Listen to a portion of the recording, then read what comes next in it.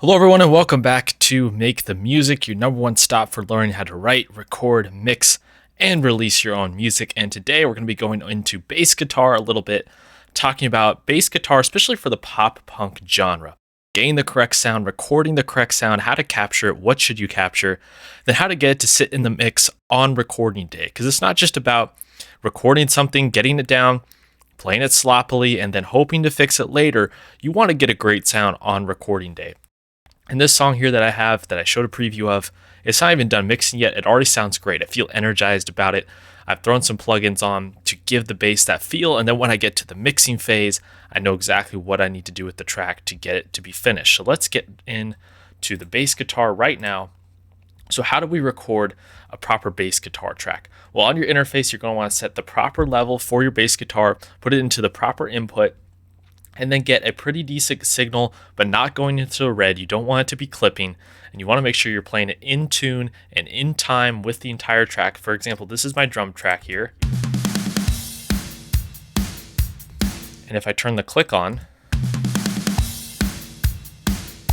right, we want to make sure we're in tune and on time with that. If you need to play it in smaller chunks to get the timing correct, then do so. Really, timing and tuning is very important, especially with bass guitar, because there's so much low end. If something is out of tune and you hit a note and a chord with a guitar or something like that, and it's not intonated together, it's not going to sound right. It has nothing to do with the mixing. It has everything to do with how it was recorded. Now, here's how I'd set up a recording session for your bass guitar, especially for this genre.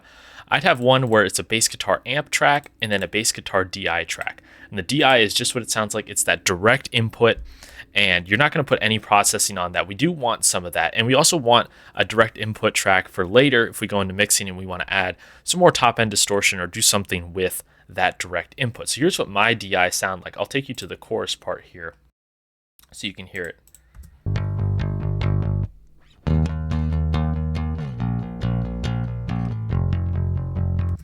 Right, it's just a direct input, nothing special there.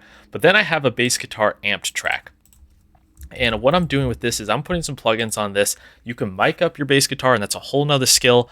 I like to do it in the box. I don't like to particularly mic up my bass guitar. I can't really do it with where my studio situation is at. So here's what I've got on this track, and I applied this stuff on recording day. I wanted to fit on recording day and fit with the rest of the band.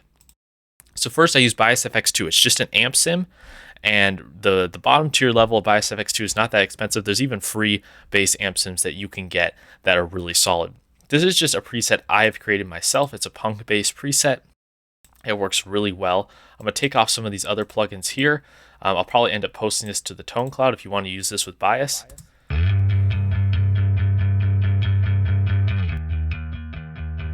So that's without any processing on it. That's what the Bias FX2 patch sounds like. So I'm treating this like this is my amped sound.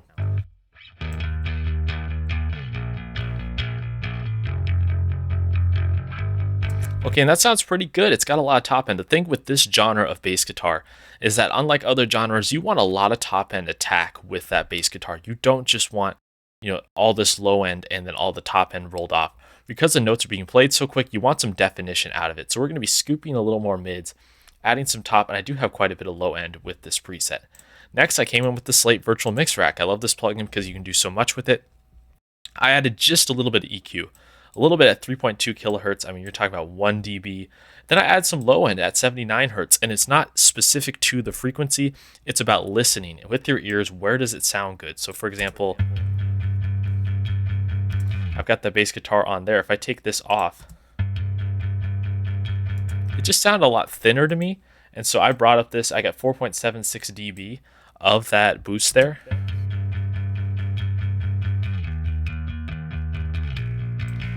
And to me, it sounded really good there. I just liked how much low end that had. I went and referenced it with the rest of the track. And it fit really well. With this genre, you don't want too beefy of a bass guitar. Too much sub information, and it's going to get lost, and it's going to muddy up the sound, right? The tempos are pretty fast. This is 140 BPM, but even the chorus.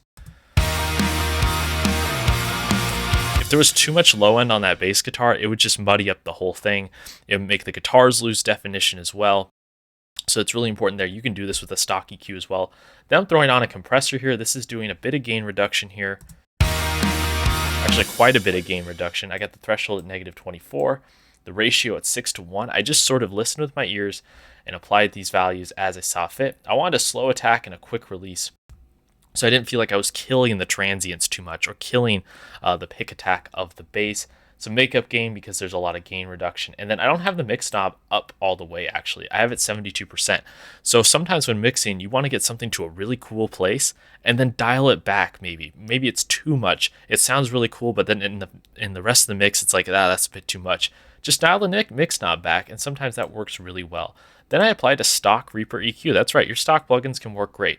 And I did some carving here, and I got rid of some of these high frequencies. I rolled off to 9,000. I want pick attack in the bass, but I don't need super high end, right? I don't need all this really clear stuff up here. So I'll play the track.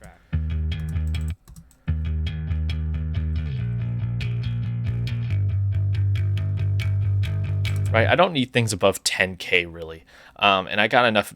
The amp track had enough top end that it sounded good to me, and with the compression there was plenty of top there, but like I said, I don't need all this stuff above 10K. It just is not necessary. And then I have a little bit of a low boost here, not just in the sub frequencies, but a little bit of low mids as well. And then I'm cutting everything between this is about 2K, this is about 1K, right? I wasn't thinking about specific frequencies, try not to mix with my eyes, just listening. Where does this bass guitar fit with the rhythm guitars? If I pull up the rhythm guitars here,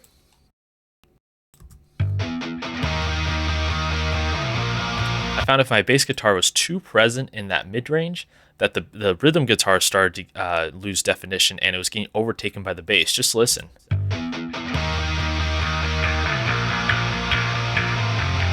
See how they're kind of sitting in a similar place? It's hard to make out which one is playing, right? So I scooped some of that out there, and then just a small low pass at 53 hertz. I don't need that super ultra sub information, right? And so that's what I have as my amped sound. So if I went to mix, this is me on tracking day, by the way, but if I went to mix, I would render that sound down. Like this is my amp track I got on recording day. If I was in a studio, I applied some EQ, I applied some compression to the track. Now it's sounding good. And so I'd have these two tracks on mixing day. And then what I also did was add a few more things at the end to glue that DI and that amp track together. So this plugin here is another EQ. This is just sort of redundant, a high pass and low pass just for both of the tracks. And then I actually notched out something. This is 803 hertz. So if I solo this track real quick here, I found that there was a little node there, or just a ringing frequency that never went away, and I just kept hearing it. So let me boost it for you.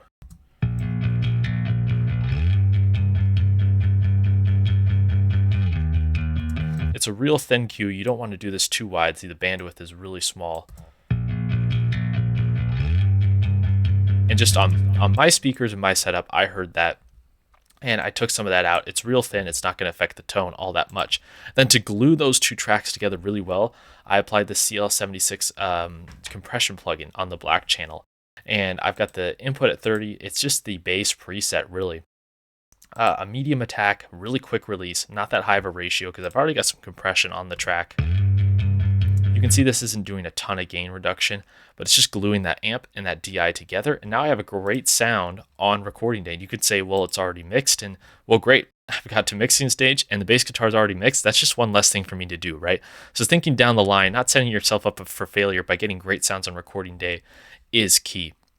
So I'm going to play the chorus, part of the verse and the chorus of the song, and take these off, and so you can hear the difference on what's going on here.